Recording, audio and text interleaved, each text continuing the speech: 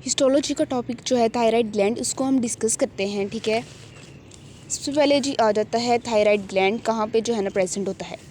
Thyroid gland हमारे पास thyroid gland के होते हैं 2 लोब्स जो कि कनेक्टेड होते हैं बाय द इस्थमस, और ये प्रेजेंट होता है हमारे पास नेक रीजन में बिलो द लेरिंग्स। ठीक है, ये ऐसे इसके 2 लोब्स हैं और दोनों जो है ना वो कनेक्ट होते हैं बाय द इस्थमस, और ये प्रेजेंट होता है below the larynx. Thyroid gland की अगर स्ट्रक्चर की बात करें तो बाकी ग्लैंड्स की तरह सेम जो है ना हमारे पास होगा कैप्सूल, वहाँ से निकल रहे होंगे सेप्टा जो कि इसको लोब्यूल्स में जो है ना वो डिवाइड कर रहे होंगे। दूसरा आ जाता है इसका हिस्सा पेरेन्काइमा। पेरेन्काइमा में प्रेजेंट होंगे थायराइड फॉलिकल।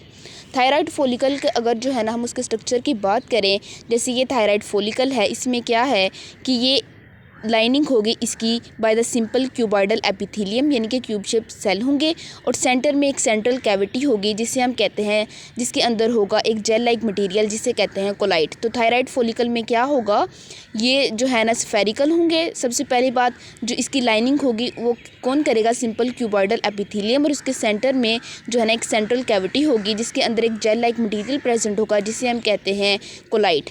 अब 2 तरह के जो है ना इसमें सेल्स होते हैं, एक थायराइड फॉलिकल के ये फॉलिकुलर सेल्स हो गए, और दूसरा जो है ना वो प्रेजेंट होंगे हमारे पास पैरा फॉलिकुलर सेल्स।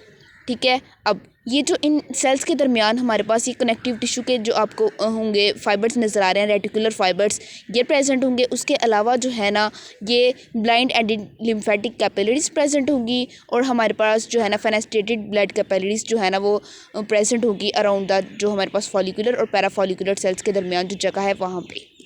अब फॉलिकुलर सेल्स को अगर हम देखें तो ये है हमारे पास फॉलिकुलर सेल्स। फॉलिकुलर सेल्स जो होते हैं ना, इसमें होती है, इनको हम प्रिंसिपल सेल्स भी कहते हैं। जो इसमें सेल्स हैं उनकी शेप होती है क्यूबॉइडल। ठीक है, लेकिन इनएक्टिव ग्लैंड की बात करें तो ये थोड़े से क्यूबॉइडल होते हैं, लेकिन अगर एक्टिव स्टेट में हो तो हमारे पास लाइक इस केस में इसकी शेप जो होगी सेल्स की वो होगी कॉलमनर इन एक्टिव स्टेट, और इनएक्टिव स्टेट में होंगे क्यूब शेप।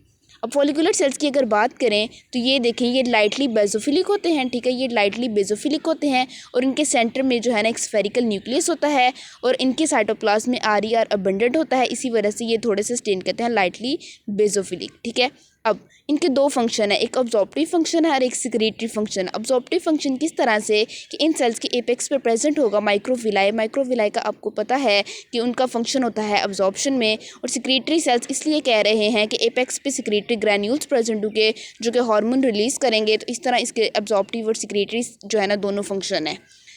अगर हम देखें कैसे जो है ना वो हार्मोन की सिंथेसिस करता है, ये सिंथेसाइज करता है ग्लाइकोप्रोटीन जिसका नाम है थायरोग्लोब्यूलिन। एक इसके अंदर जो है ना एंजाइम प्रेजेंट होता है थायराइड पेरोक्सीडेज। वो क्या करता है, आयोडाइड को जो है ना हमारे पास कन्वर्ट कर देता है, उसकी ऑक्सीडेशन कर देता है इनटू आयोडीन। वो आयोडीन जो है ना थायरोग्लोब्यूलिन के टायरोसिन रेजिड्यूज के साथ बाइंड करती है और बना देती है मोनो आयोडो टायरोसिन, और दूसरा बना देती है ड्राई आयोडो टायरोसिन। ठीक है, अब अगर जो है ना एक मोनो आयोडोटायरोसिन और एक डाई आयोडोटायरोसिन दोनों मिलें तो हमारे पास बनता है ट्राई आयोडोथायरोनिन, और अगर 2 डाई आयोडोटायरोसिन दूसरे 2 डाई आयोडोटायरोसिन के साथ जो है ना वो कंबाइन करें तो हमारे पास बनता है टेट्रा आयोडो जो है ना थायरोनिन, जिसको हम थायरोक्सिन भी कहते हैं। और थायरोक्सिन जो है ना मोस्ट अबंडेंट हार्मोन है एज़ कम्पेयर टू T3। ठीक है, ये हमने देख लिया इस फॉलिकुलर सेल्स के फंक्शन को। अब देखते हैं पैराफॉलिकुलर सेल्स को। पैराफॉलिकुलर सेल्स जो है ना हमारे पास ये सिंगल होंगे या जो हमारे पास प्रेजेंट होंगे इन द स्मॉल ग्रुप। ठीक है, और ये जो है ना इन्हें हम कहते हैं सी सेल्स। सी सेल्स क्यों कहते हैं, क्लियर सेल्स। क्लियर सेल्स का मतलब ये है कि ये जो है ना बहुत ही जो है ना वो स्टेन नहीं लेते, इस वजह से हम इन्हें कहते हैं क्लियर सेल्स। ठीक है, और ये रिलीज़ करते हैं हार्मोन कैल्सिटोनिन। ठीक है, वो हमारे पास फॉलिकुलर सेल्स रिलीज़ कर रहे थे T3 और T4। पैराफॉलिकुलर सेल्स रिलीज़ करेंगे हमारे पास कैल्सिटोनिन हार्मोन। नेक्स्ट बात करते हैं, अब हम देखते हैं पैराथायराइड ग्लैंड को। पैराथायराइड ग्लैंड में हमारे पास आ जाते हैं 2 तरह के सेल्स। पैराथायराइड ग्लैंड कहाँ पे प्रेजेंट होगा, थायराइड ग्लैंड की पोस्टीरियर साइड पे। इसमें 2 तरह के सेल्स आ जाते हैं, चीफ सेल्स, और जो दूसरा आ जाता है ऑक्सीफिल सेल्स, और तीसरे तरह के भी एक सेल्स होते हैं एडिपोसाइट्स। ठीक है, और चीफ सेल्स की अगर बात करें तो ये देखिए चीफ सेल्स आपको कितने ज़्यादा नज़र आ रहे हैं, यानी कि इनका नंबर ज़्यादा होगा। किस शेप के हैं, स्मॉल हैं, पॉलीगोनल हैं। ठीक है, और इनके सेंटर में जो है ना राउंड न्यूक्लियस है, राउंड न्यूक्लियस प्रेजेंट होगा, और ये जो इनका स्टेन है स्लाइटली एसिडोफिलिक है।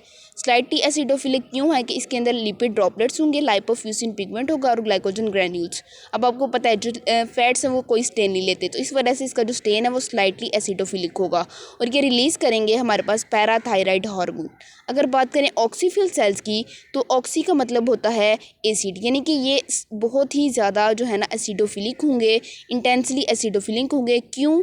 इसकी वजह यह है कि इसमें प्रेजेंट होते हैं अबंडेंट माइटोकॉन्ड्रिया की वजह से जो इसका साइटोप्लाज्म है वो होगा इंटेंसली एसिडोफिलिक और सेंटर में जो है ना हमारे पास होगा न्यूक्लियस, ठीक है। और ये प्रेजेंट होंगे या तो सिंगल होंगे या जो है ना ग्रुप्स क्लस्टर की फॉर्म में जो है ना प्रेजेंट होंगे और इनका साइज़ भी जो है ना साइज़ इनका लार्ज होगा, लेकिन नंबर जो है ना वो इनका कम होगा। इस तरह हमने पैराथायराइड ग्लैंड में जो सेल्स हैं उनके देख लिया और उनके स्ट्रक्चर को डिस्कस कर लिया।